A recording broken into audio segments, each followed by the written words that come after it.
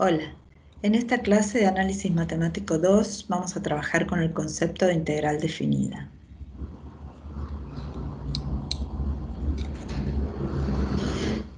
El origen de este concepto surge a partir del interés de resolver muchos problemas que se presentaban, entre ellos, por ejemplo, de calcular un área de una región plana que está limitada por curvas.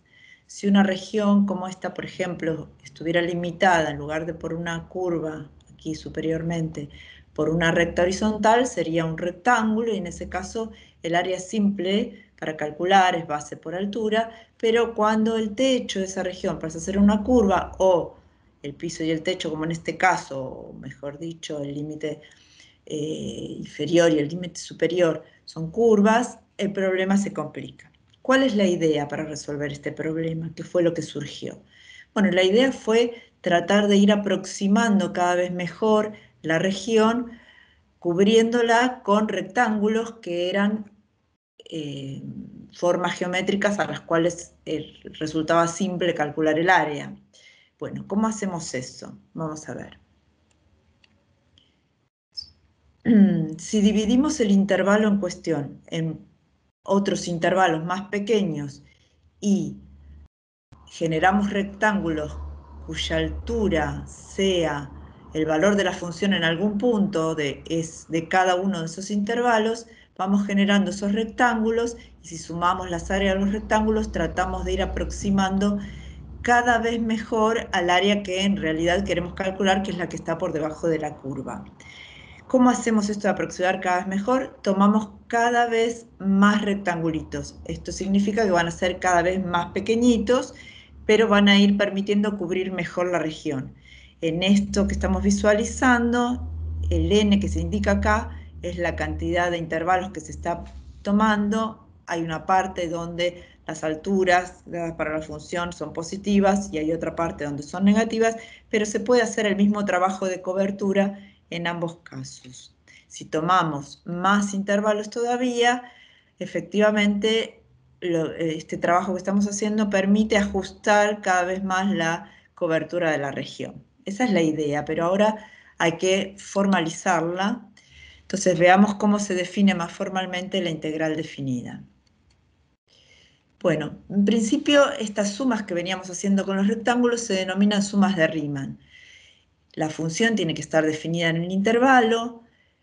Partimos en intervalo, como dijimos, en subintervalos que pueden ser iguales, donde el primer punto va a ser el inicio del intervalo A, después que lo llamamos x sub 0 para que responda a una denominación general, x1, x2, xn, el xn coincide con b, último punto del intervalo. Esto nos da cuál es la partición del intervalo en pequeños intervalitos, todos iguales. La longitud de cada subintervalo es el valor final de la x del intervalo menos el valor inicial, lo llamamos delta xy en general, para ir variando entre 1 y n para recorrer todo el intervalo.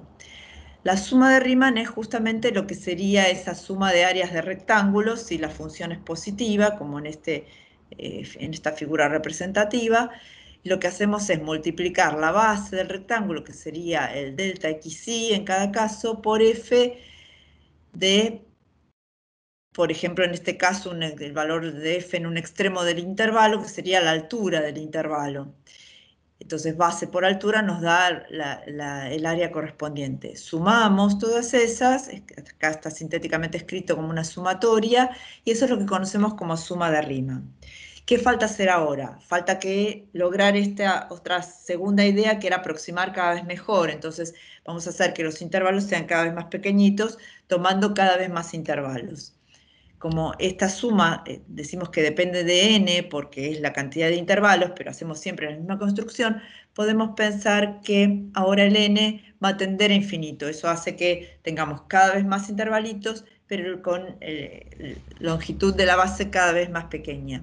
Ese límite de las sumas de Riemann, que está escrito acá, cuando n tiende a infinito, es lo que llamamos justamente la integral definida de f en el intervalo AB o entre A y B, y se anota con este símbolo. Se lee justamente integral de A a B de f de x diferencial x.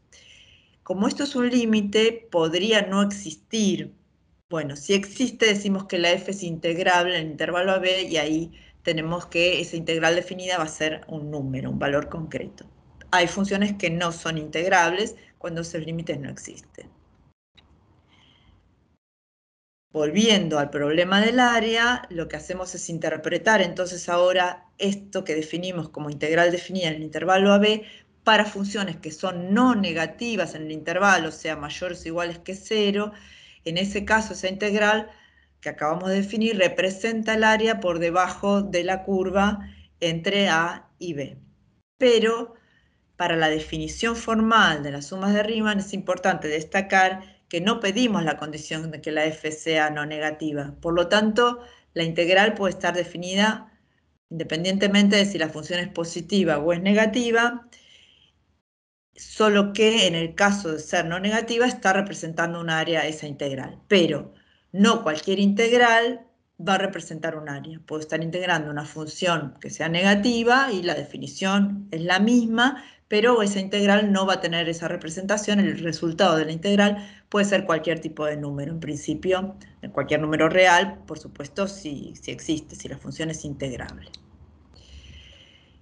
Como justamente la integral está definida como el límite y a veces puede no existir, vamos a ver cuáles son las condiciones con las que vamos a trabajar para que la función sí sea integrable. Bueno, hay muchas posibilidades para condiciones de integrabilidad, pero con las funciones en las que generalmente se trabaja en el ámbito de la ingeniería, con estas condiciones que estamos enunciando aquí nos va a alcanzar.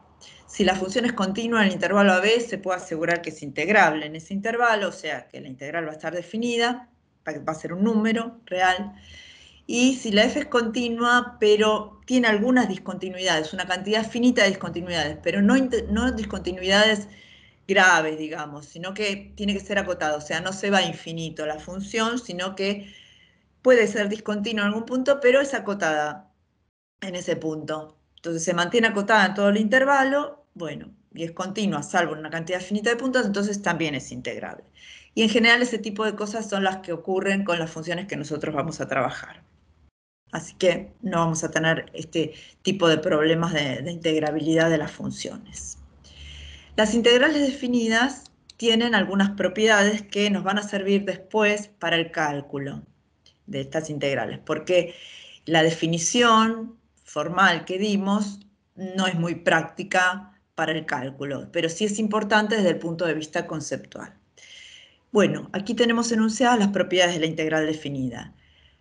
Las dos primeras tienen que ver con la linealidad de la integral respecto de las funciones. Las funciones en general que estamos integrando, las asumimos para enunciar las propiedades, las asumimos integrables, se llaman el integrando. Entonces esto tiene que ver con la linealidad respecto del integrando. Juegan el rol de integrando, mejor dicho. ¿Qué me dice la primera propiedad? Que la integral definida de una suma de funciones es la suma de las integrales definidas de esas funciones. Y para K constante, la integral definida de una constante por una función es la constante por la integral de la función. Esas son propiedades respecto del integrando. Las otras tres propiedades que están enunciadas tienen que ver con el intervalo. Si el intervalo se reduce a un punto, estoy integrando desde A hasta A, la integral da 0.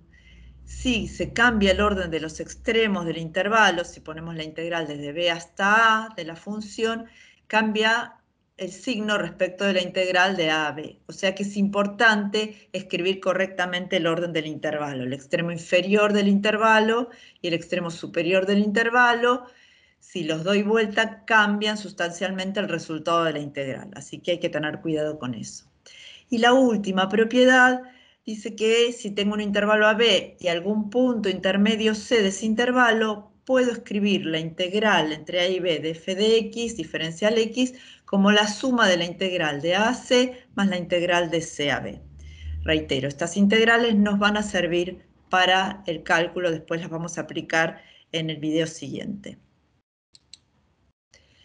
Bien, para sintetizar entonces, ¿qué trabajamos? Trabajamos con el concepto de integral definida como el límite de las sumas de Riemann. Cuando el n de las sumas de Riemann, que tenía que ver con la cantidad de intervalitos, tendía a infinito.